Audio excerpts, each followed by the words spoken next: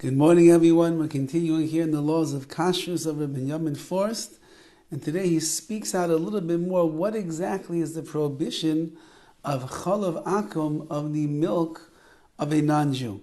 And he says, Makor shem bo chashash iser. What if you're in a place where there really is no concern that there's going to be non-kosher milk mixed in together with your kosher milk? The Paiskim, the Halachic authorities have an argument, and they disagree on the following point. Is the reason that Chalav Akum is something you can't drink rak b'chashash because of a concern of an Isser d'Oraisa, of maybe a Torah prohibition, which is Shema nis'arei b'chale behemotamei, maybe that this goy mixed in some milk that is from a behemoth tameya, a non-kosher animal, and therefore Chazal said we have to be concerned about this. That's one side. Or it's a gezer, it's a decree that the Chachamim made.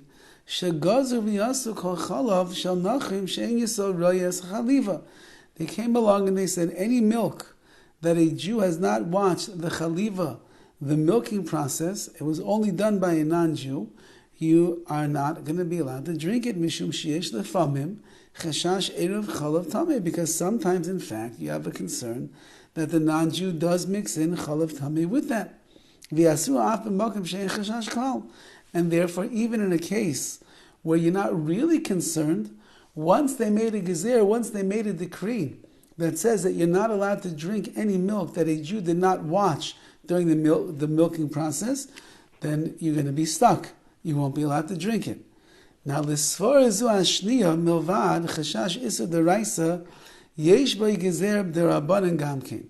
Says Rav Forst, according to this opinion over here, that where there is the chashash, where we're concerned that perhaps non-kosher milk has been dropped inside this milk, there is a gezer of the Rabbanan, there is a decree from the Rabbanan, which is a blanket decree, which is going to be there no matter what. Now, hanafkemina bein ta'amim b'makom shein lachshesh klal. So what's the difference between these two different opinions over here? And he says like this, in a situation where there's no concern at all, where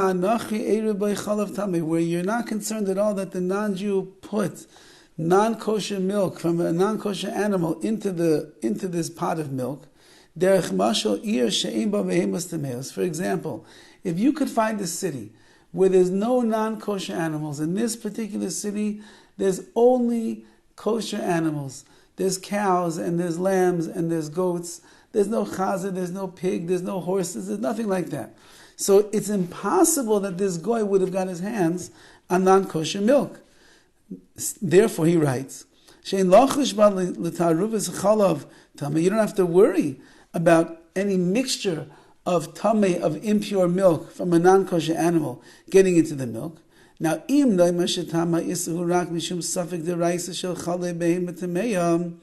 if you're concerned over here that maybe there's non-kosher milk that got mixed in with the kosher milk, so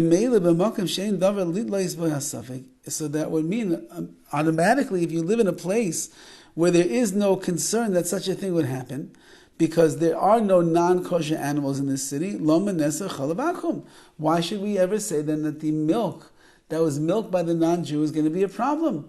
There's nothing to worry about. You have no signs at all in this particular town that they would ever get non-kosher milk mixed in. Ulam, however, but if you say it's a gezer, a decree of the Chachamim,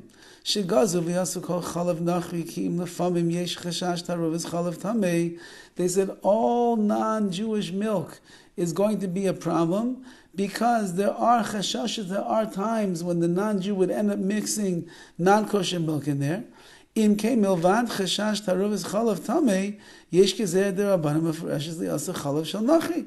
So there is a gezer, there is a decree that is in place that really no matter what the situation is, even if you live in a city where there are no non-kosher animals, Chazal made a decree The decree is that any milk that's milked by a non-Jew without the intervention of a Jew watching it, it's going to be us, you can't drink it.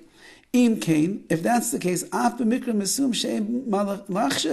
even in a case like this that we're talking about, where there's no concern, you live in a town where there are no treif animals,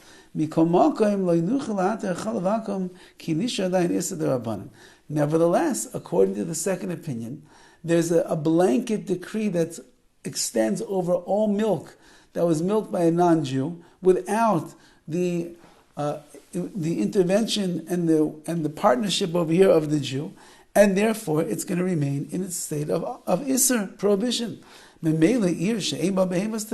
you could find such a city where there's no non-kosher animals, according to the first opinion, which is just we're concerned that they put non-kosher milk in there, there's no prohibition of Chalav Akum because there's nothing to worry about. However, according to the second opinion, it's a blanket decree that goes out against all milk that was milked by a non-Jew, and if the Jew didn't see it, so Mamela automatically then it's going to fall into that gezer, that decree, and you would not be allowed to drink that milk.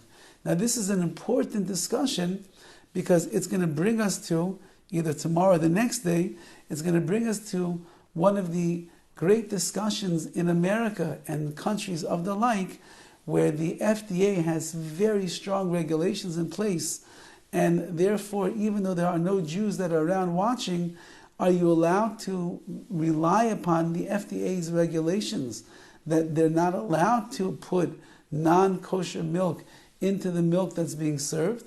And therefore, even without Chalav Yisrael, a person might be able to drink that milk that just says OUD on it. So we shall see that as we continue to go through the halachas here, but this discussion in the Paiskim and the halach authorities is very central to understanding that machlekes and that discussion later on. Have a wonderful day.